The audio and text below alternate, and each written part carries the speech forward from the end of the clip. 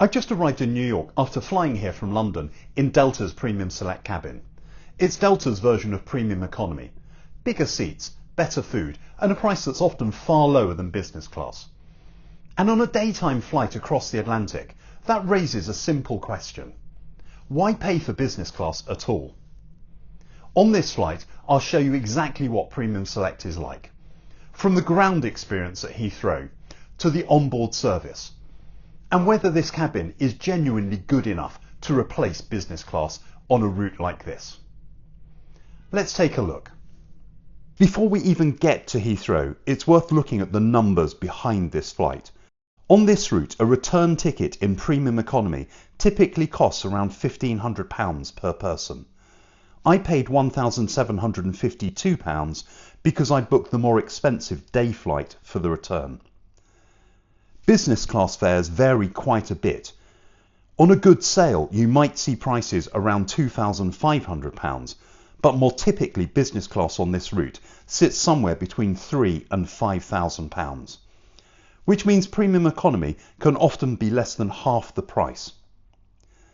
And that price gap is exactly why this cabin exists. So the real question on this flight becomes very simple. Is business class really worth paying that much more? Welcome to the channel. I'm Anthony, and with over 20 years of business class flying and more than 1 million miles in the air, I've seen just about everything at 35,000 feet. Cabin crew doors to automatic cross-check. Here at Doors to Automatic, I bring you in-depth, honest reviews of premium services with a particular focus on transatlantic travel. If you're interested in the best ways to fly between London and the US, hit that subscribe button and come along for the ride. The question about value begins at Heathrow. The experience started with Delta's Sky Priority check-in desks. These aren't exclusive to Premium Select. They're shared with Delta One business class passengers and those with medallion status. But they do provide a separate set of counters away from the main economy queues. This afternoon there was no queue at all, so check-in was quick and efficient. The baggage allowance was 2 checked bags, each weighing up to 23 kilos or £50, plus a carry-on bag and a personal item such as a rucksack. Beyond that, however, the premium treatment largely stopped. Premium Select passengers didn't receive fast-track security or lounge access at Heathrow, which immediately highlights the gap between this cabin and a true business class experience. Premium Select passengers had to mill around in the main departure lounge rather than sipping champagne in the business lounge. The flight departed from gate 31, about a 5-minute walk from the departure lounge.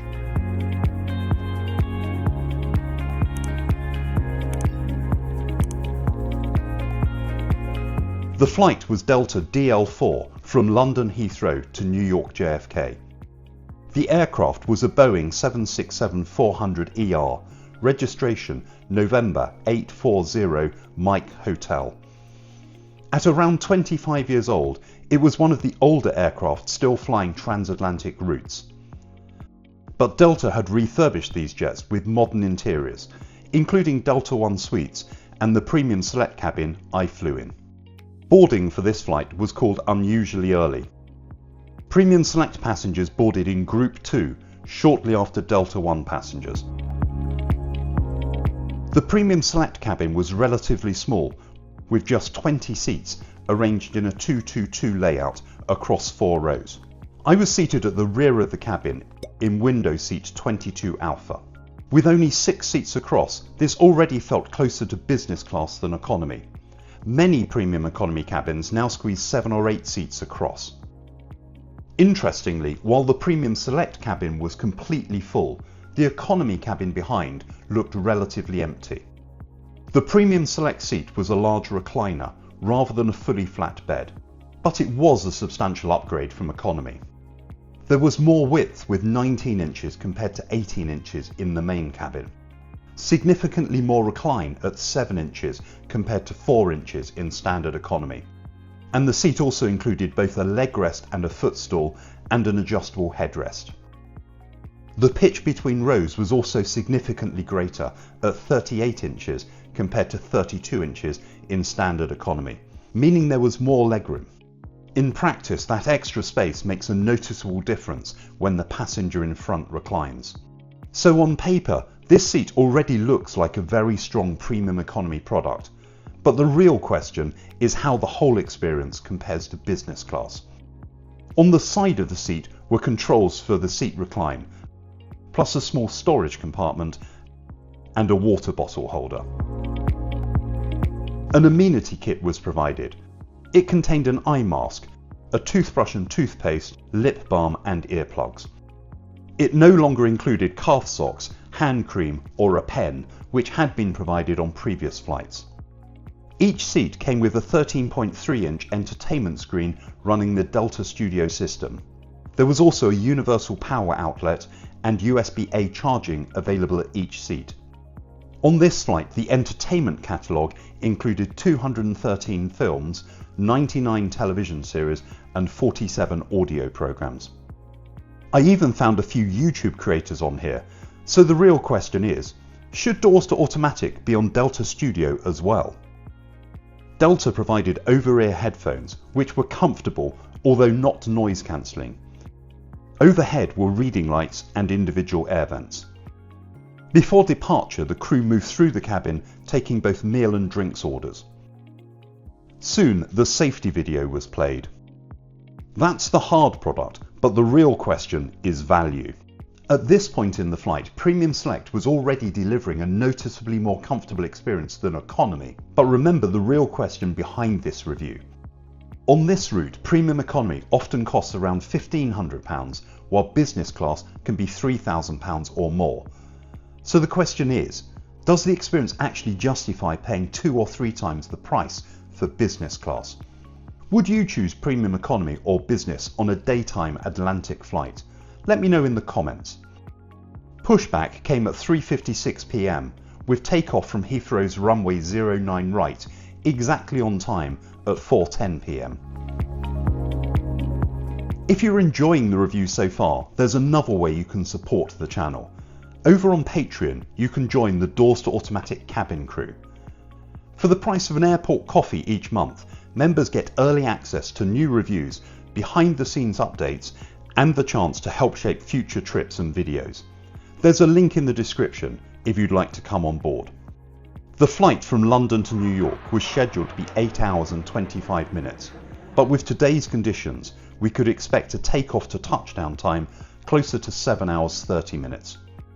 Now this is where Premium Economy often succeeds or fails, the onboard service.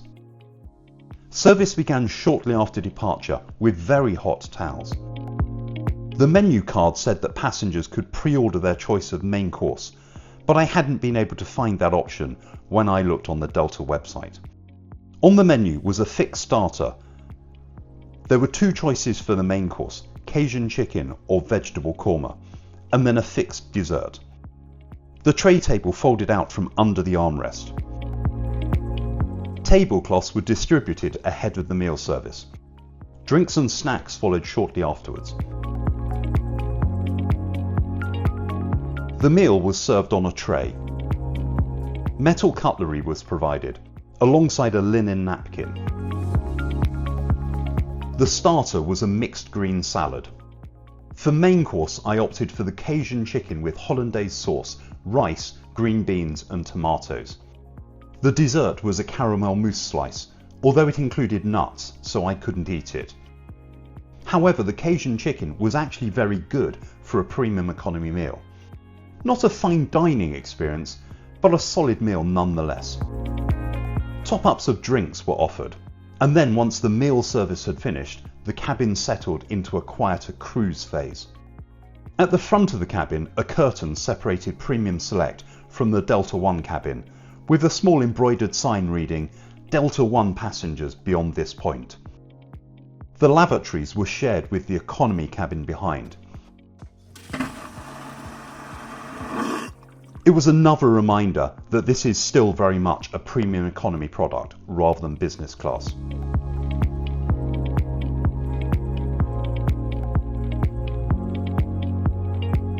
The crew later brought a snack basket through the cabin for passengers who wanted something between meals. A good quality pillow and fleece blanket were provided. The reclined seat was comfortable for a short nap. One of the strongest features of this flight was the Wi-Fi. Delta offered free Wi-Fi for passengers with a SkyMiles account. The service was available even before takeoff. On this flight, I measured download speeds of 51.8 megabits per second shortly after departure, which is easily fast enough for streaming. Later in the flight, speeds were still around 38 megabits per second, which remains very usable. For a transatlantic flight, that's genuinely impressive performance. Reliable Wi-Fi like this is becoming an increasingly important part of the long-haul experience, particularly on daytime flights where many passengers stay awake for most of the journey. Around 90 minutes before landing, the crew returned with the second meal service. The options were tomato and basil pizza or a steak sandwich. On this occasion, I opted for the steak sandwich with cheese and caramelised onion on a brioche bun, served with a berry mousse cake for dessert. It was nice to receive a hot second meal when co-chair partner Virgin Atlantic often serves only sandwiches and cakes. Soon preparations were being made for landing. We came into land on runway 04 right at 6:37 p.m, an hour ahead of schedule. However, we then waited almost an hour for a gate, so we ultimately arrived on stand almost exactly on schedule. So after 7 hours crossing the Atlantic in the Delta Premium Select cabin, the question remains, is Premium Economy good enough? The seat was significantly more comfortable than Economy, with noticeably more space and a proper leg rest. The catering was solid for a Premium Economy cabin, and the free high-speed Wi-Fi was genuinely impressive. But the experience still stops short of business class. There's no lounge access or fast-track security, although if you are a frequent flyer with airline status, you may qualify for those. The seat is still a recliner rather than a fully flat bed. So whether Premium Economy is good enough really comes down to price. If business class is 2 or 3 times the cost, Premium Select starts to look like very good value. But if the gap narrows to only a few £100, the advantages of business class, particularly the flat bed and the ground experience, can still be worth paying for. On a daytime flight across the Atlantic though, Delta's Premium Select offers a comfortable and very credible alternative. And for many travellers, it may be the sweet spot between price and comfort. And that's what makes Premium Economy so interesting right now. For some travellers, it may already be good enough to replace business class. For others, the flat bed and the ground experience will always make business class worth the extra cost. So if you were booking this flight tomorrow, Premium Select or Delta One, let me know in the comments. And please do subscribe for future reviews.